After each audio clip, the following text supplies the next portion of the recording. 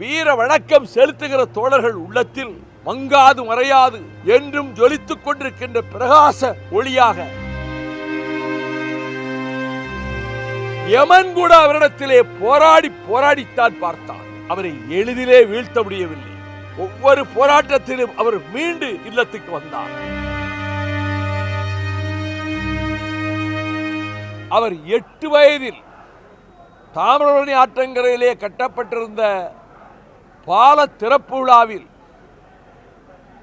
கலெக்டரும் ஜில்லா board தலைவரும் இருக்கிற அந்த கூட்டத்தில் ஒரு ஓரமாக நிற்பதை அந்த புதுக்குடியில் இருக்கக்கூடிய தேநீர் கடை உரிமையாளர் இந்த போட்டோவிலே இந்த ஓரத்திலே இருக்கிற பையன் யார் தெரியுமா?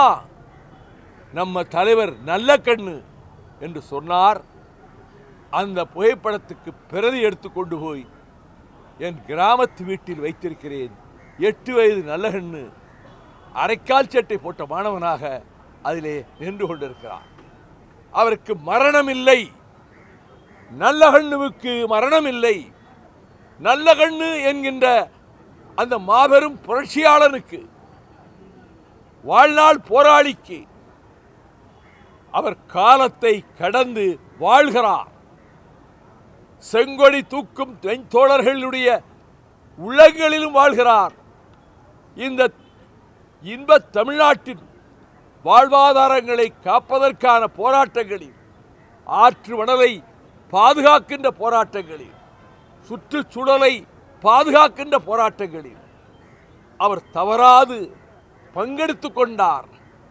அப்படி முன்னின்று செங்கொடி பட்டாளத்தை வழிநடத்தி செல்வதற்கு அவர் இல்லை என்றாலும்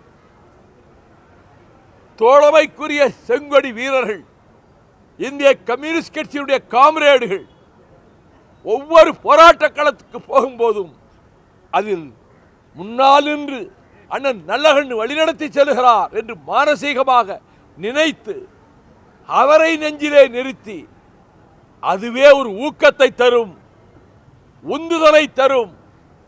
கம்யூனிஸ்ட் கட்சியினுடைய தலைகாலா செங்கொடிக்கு வீர வணக்கம் செலுத்துகிற தோழர்கள் உள்ளத்தில் மங்காது மறையாது என்றும் ஜொலித்துக் கொண்டிருக்கின்ற பிரகாச ஒளியாக அவர் காலத்தையும் கடந்து வாழ்கிறார் என்பதால் தான் யமன் கூட அவரிடத்திலே போராடித்தான் பார்த்தான். அவரை எளிதிலே வீழ்த்த முடியவில்லை. ஒவ்வொரு போராட்டத்திலும் அவர் மீண்டு இல்லத்துக்கு வந்தார்.